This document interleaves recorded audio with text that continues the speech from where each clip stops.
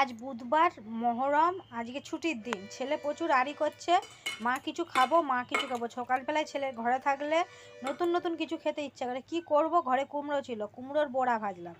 আর এদিকে ব্রেড ছিল, ওর বাবা সকালবেলা যাবে বলে ব্রেড নিয়ে এসেছিলো, সেটাকে বাটারে একটু ভেজে রেখে দিয়েছি।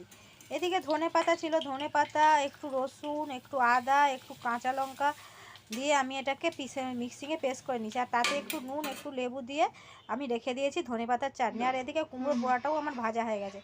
এবারে এই ব্রেডটাকেও আমি বাটার দিয়ে ভেজে রেখেছিলাম, তার উপরে দিয়ে দিই ধনেপাতার চাটনি, তার উপরে চিজ, একটা দুটো শসা, একটা পেঁয়াজ, একটু টমেটো, আর একটু হচ্ছে কুমড়োর বড়া দিয়ে তার উপর দিয়ে গোলমরিচ আর নুন দিয়ে উপর দিয়ে আরেকটা ব্রেড দিয়ে চাপা দিলেই হয়ে যাবে নতুন। আজ বুধবার, মহরম। আজকে ছুটির দিন। ছেলে প্রচুর আড়ি করছে, মা কিছু খাবো, মা